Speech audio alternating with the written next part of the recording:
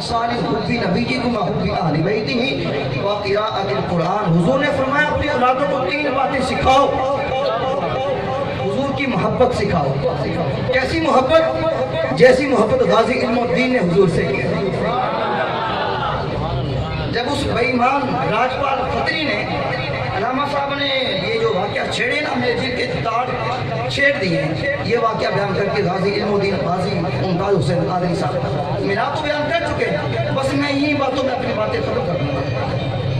غازی علم الدین چٹا ان پڑھ، اور جب غازی علم الدین کا جنازہ میانی صاحب کی طرف جا رہا تھا نا، تو پیر جماعت علی شاہ رحمۃ اللہ علیہ 6 لاکھ آدمیوں نے غازی علم الدین کے جنازے میں شرکت کی. 6 لاکھ آدمیوں نے غازی علم الدین کے جنازے میں شرکت کی.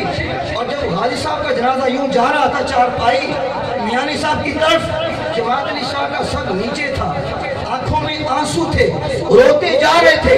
کسی نے کہا بابا جی کیوں رو رہے ہو؟ کیا بات ہے؟ کیوں اشکار ہو؟ کیوں غمزدہ ہو؟ سنیے.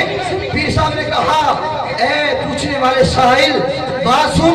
بات یہ ہے میں نے بڑے بڑے پہلوانوں کے قصے پڑھے، کبھی دل میں خیال نہیں آیا فلاں پہلوان میں ہوتا. میں نے بڑے بڑے شہنشاہوں کی کہانیاں پڑھی، کبھی دل میں خیال نہیں آیا فلاں شہنشاہ میں ہوتا. میں نے بڑے بڑے بہادروں کی کہانیاں پڑھی، کبھی دل میں خیال نہیں آیا کہ میں بہادر ہوتا. لیکن جب غازی علم الدین کی چارپائی میانی صاحب کی طرف جا رہی تھی، جذبہ انگڑائی لے رہا تھا، کاش اس چارپائی پہ علم الدین نہ ہوتا. جماعت علی شاہ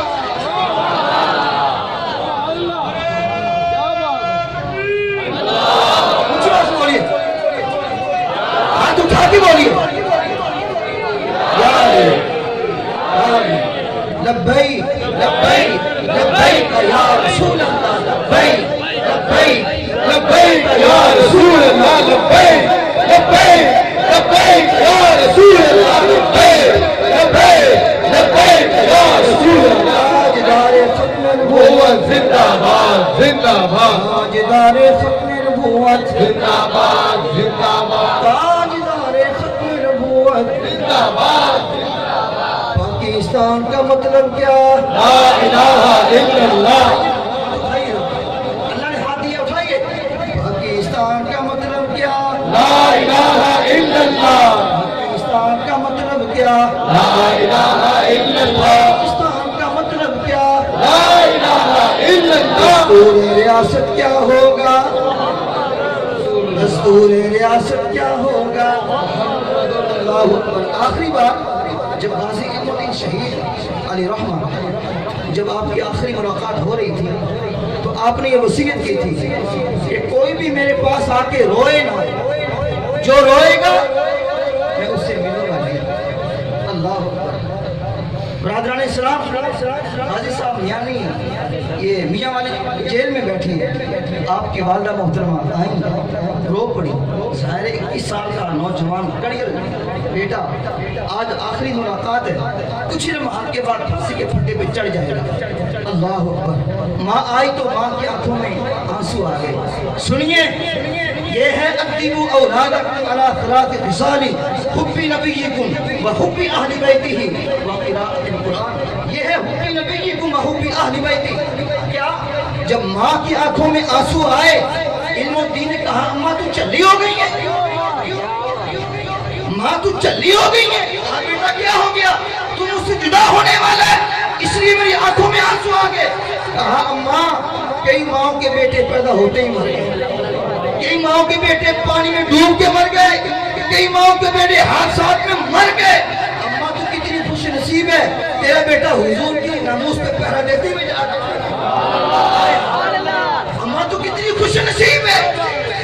اور اگلی بات سنیے، بھائی صاحب نے کہا تھا اماں جی لوگوں کے 10 بیٹے ہوں گے، کوئی ماں کا نام نہیں لے گا. ماں بیٹوں کو بھول جائے گی، بیٹے ماں کو بھول جائیں گے. لیکن اماں جی بات سن، قیامت تک جہاں علم الدین کا نام آئے گا وہاں تیرا نام ضرور آئے گا. دیکھیے 1929 کہاں ہے، 2018 کہاں ہے. اسے کہتے ہیں، میں نے کہا اے اقبال کلندر لاہوری بات کیا ہے؟ کے نشان مٹ گئے، ان کے نام مٹ گئے۔ علم و دین کا نام آج بھی ہے، قیامت تک رہے گا۔ میں نے کہا ایک بات کیا ہے، یہ علم و دین کا نام باقی کیوں ہے؟ اور جو بڑے بڑے وزراء آئے، شہنشاہ آئے، ان کے نام ختم۔ اقبال کا تینوں سمجھ نہیں آئی کہ محمد سے وفاتوں نے تو ہم تیرے ہیں، کہ محمد سے وفاتوں نے تو ہم تیرے ہیں۔ یہ جہاں چیز ہے کیا لوہو قلم کے۔ آخری بات ہی آپ جانتے ہیں کہ غازی علم و دین کو قبر میں کس نے اتارا تھا؟ علامہ اقبال رحمۃ اللہ علیہ۔ علامہ اقبال آج جو ہمارے علماء ممتاز قادری کے ساتھ کھڑے ہوئے کندھے سے کندھا لگا کے وہ دہشت گرد بن گئے، ان کو کہا یہ دہشت گرد نہیں ہے۔ میں پوچھتا ہوں اگر یہ علماء دہشت گرد ہیں تو علم و دین کے جناب مقدمہ لڑنے والا وہ کون ہے؟ بابا قوم قائد اعظم محمد علی جناح۔ میں کہتا ہوں جناب اگر یہ سارے کے سارے علماء دہشت گرد ہیں تو بابا قوم کون ہوا؟ اور جن کی جناب یہ کوشش کر کے پاکستان بنایا جس میں میں اور تم بیٹھے ہو، اسی قائد اعظم نے غازی علم و دین کا مقدمہ لڑا۔ اللہ اکبر۔ اور علامہ اقبال آپ جناب صف اول میں تھے، غازی علم و دین کے جنازے میں تھے، اور غازی علم و دین کو قبر میں اتارا کس نے؟ اونچی بولیے۔ علامہ اقبال نے۔ ہمارے منہ سے اونچی بولنا یار۔ غازی علم و دین کو قبر میں اتارا علامہ اقبال رحمۃ اللہ علیہ۔ سنیے ذرا، جب قبر میں اتار دیا، جو قبر میں اور احباب تھے ان کو علامہ صاحب نے باہر نکال دیا۔ اب آخر میں علامہ اقبال نے غازی علم و دین کے کفن کے جناب وہ بند کھولے، چہرہ کھولا، چہرہ کھول کے کہا اے علم و دین۔ اب غازی صاحب نیچے، علامہ صاحب کہا اے علم و دین، تو نے مجھے وصیت کی تھی کہ مجھے میانی صاحب کے قبرستان میں دفن کرنا ہے، میں نے تیری وصیت پوری کر دی، اب ایک وصیت میری بھی ہے، جب حضور آئے میرا سلام ضرور کہہ۔ کہا جب حضور قبر میں آئے،